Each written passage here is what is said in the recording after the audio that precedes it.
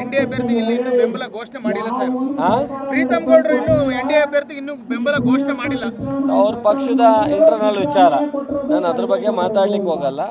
ಯಾವುದೇ ಒಂದು ಮಿತ್ರ ಈ ಅಲಯನ್ಸ್ ಅಂತ ಏನಂತೀವಿ, ಕಳೆದ ಬಾರಿ ಕಾಂಗ್ರೆಸ್ ಜನತಾದಳ ಅಲಯನ್ಸ್ ಆಗಿತ್ತು, ಜನ ಒಪ್ಪಿದ್ರ. ಈ ಬಾರಿನೂ ಜನತಾದಳ ಮತ್ತು BJP ಅಲಯನ್ಸನ್ನು ಅವರು ಇವ್ರನ್ನೂ ಒಪ್ಪಲ್ಲ, ಇವರು ಅವ್ರನ್ನೂ ಒಪ್ಪಲ್ಲ. ಕಾರಣ ಅವತ್ತು ಯಡಿಯೂರಪ್ಪನ ಅಧಿಕಾರ ಇವ್ರು ಕೊಟ್ರ,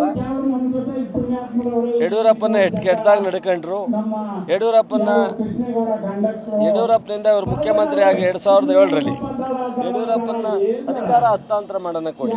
ಇದೆಲ್ಲವೂ ಮನಸ್ತಾಪ ಇದೆ.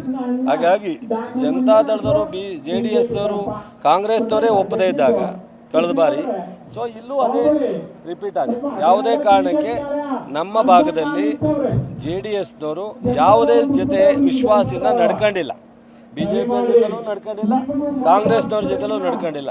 ಅದರಿಂದ ಅವರು ಸಂಪೂರ್ಣವಾಗಿ ಅವರು ಅಲಯನ್ಸು ಅದು ರಾಜ್ಯ ಮಟ್ಟದಲ್ಲಿ ರಾಷ್ಟ್ರ ಮಟ್ಟದಲ್ಲೇ ಇರುತ್ತೆ ವಿನ.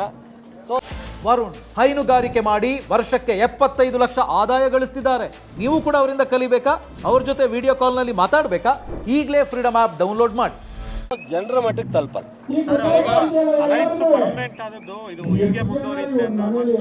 ಈ ಚುನಾವಣೆ ಆದ್ಮೇಲೆ ಗೊತ್ತಾಗುತ್ತೆ ಬನ್ನಿ. ಈಗ ದೇಶದಲ್ಲಿ ಪ್ರೈಮ್ ಮಿನಿಸ್ಟರ್ ಮಾಡ್ದವ್ರ ಜೊತೆಲೇ ವಿಶ್ವಾಸ ಉಳಿಸ್ಕೊಳಕ್ಕಾಗಿಲ್ಲ. ಮನೆ ತಕ್ಕೋಗಿ 37 ಸೀಟ್ ಗೆದ್ದವ್ರಿಗೆ 80 ಸೀಟ್ನವ್ರು ಮುಖ್ಯಮಂತ್ರಿ ಮಾಡ್ದಲ್ಲೇ ಉಳಿಸ್ಕೊಳಕ್ಕಾಗಿಲ್ಲ. ಏನು ಇವ್ರ ಜೊತೆ ಉಳಿಯೋಕ್ಕಾಗತ್ತಾ? ಎಲ್ಲ ಆಗದೆ ಇರೋ ಕೆಲಸ. ಇವ್ರಿಗೂ ಅವಶ್ಯಕತೆ ಇತ್ತು, ಅವ್ರಿಗೂ ಅವಶ್ಯಕತೆ ಇತ್ತು ಅಂತ ಮಾಡ್ಕೊಂಡಿದ್ದಾರೆ. ಈ ಚುನಾವಣೆ ಆದಮೇಲೆ ಅವರ ಮೈತ್ರಿ ಮುಂದುವರಿತಾ ಇಲ್ಲ ಅಂತ ನಿಮಗೂ ಗೊತ್ತಾಗುತ್ತೆ.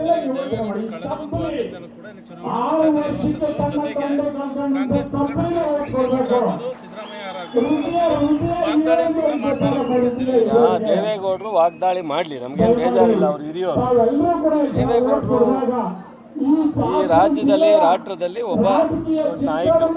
ಆದರೆ ಅವರು ಇನ್ನೊಬ್ಬರನ್ನ ಟೀಕೆ ಮಾಡ್ತಾರೆ ಅಂದರೆ ನಾವು ಮಾಡಲೇಬೇಕು ಅಂತಿಲ್ಲ. ಜನಕ್ಕೆ ಗೊತ್ತಿದೆ. ಇದೇ ಜನ 99ರಲ್ಲಿ ದೇವೇಗೌಡರನ್ನ ಸೋಲಿಸಿದ್ದಾರೆ. ಇದೇ ಜನ ತಾನೆ, ಹಾಸನ ಜನ ತಾನೆ. ಅದರಿಂದ ಸೋಲು ಗೆಲುವು ಯಾವಾಗ ಬೇಕಾದ್ರೂ ಯಾವ ಥರ ಬೇಕಾದ್ರೂ ತೀರ್ಮಾನವನ್ನು ಜನ ದೇವೇಗೌಡರಂಥ ಮಹಾನ್ ನಾಯಕರನ್ನೇ ಸೋಲಿಸಿದಂಥವ್ರು ಹಾಸನ ಜಿಲ್ಲೆಯವರು. ಇವತ್ತು ಶೇಷ್ ಪಟೇಲ್ ಮುಂದೆ, ಪ್ರಜ್ವಲ್ ಮುಂದೆ ಇರ್ತಕ್ಕಂಥ ಚುನಾವಣೆ ನಿರ್ಧಾರನೂ ಮಾಡ್ತಾರೆ ಸೂಕ್ಷ್ಮ. ಅದರಿಂದ ದೇವೇಗೌಡರು ಸಿದ್ದರಾಮಯ್ಯನವ್ರ ಬಗ್ಗೆ ಟೀಕೆ ಮಾಡಲಿ, ಇದೇನು ತೊಂದರೆ ಇಲ್ಲ. ಅವ್ರು ಟೀಕೆ ಮಾಡೋದಕ್ಕೆಲ್ಲ ನಾವು ಉತ್ತರ ಕೊಡಬೇಕು ಅಂತೇನಿಲ್ಲ, ಮಾಡಲಿ. ಕಾಂಗ್ರೆಸ್ ಇರಲ್ಲ ಅಂತ ಹೇಳ್ತಾರೆ ಸರ್. ಜನತಾದಳ ಇರುತ್ತಂತ ಅಲ್ಲ ರೀ. 136 ಜನ ಗೆದ್ದಿರೋ ಕಾಂಗ್ರೆಸ್ ಇರಲ್ಲ ಅಂದ್ರೆ 19 ಜನ ಗೆದ್ದಂತ ಜನತಾದಳ ಇರ್ತಾ ಅಲ್ವೇನ್ರಿ? ಒಕ್ಕಲಿಗರ ಹೆಸರು ಹೇಳ್ತಾರೆ. ಒಕ್ಕಲಿಗರಿಗೆ ಕಾಂಗ್ರೆಸ್ 8 ಸೀಟ್ ಕೊಟ್ಟಿದೆ. ಇವರಿಗೆ ಕೊಟ್ಟಂತ ಸೀಟು 3 ಇವರೇ ತಗೊಂಡಿದ್ದಾರೆ. ಒಬ್ಬ ಮಗ, ಅಪ್ಪ, ಇನ್ನೊಬ್ಬ ಭಾವ. ಇನ್ಯಾರು ಒಕ್ಕಲಿಗರು ಇಲ್ವೋ? ನಮಗೆ ಅವರು ಅವರ ಸ್ವಾರ್ಥಕ್ಕೆ ರಾಜಕಾರಣ ಮಾಡ್ತಾರೋ, ಪಕ್ಷಕ್ಕೆ ಮಾಡ್ತಾರೋ, ರಾಜ್ಯ ಜನಕ್ಕೆ ಮಾಡ್ತಾರೋ, ಜನ ತೀರ್ಮಾನ ಮಾಡ್ತಾರೆ.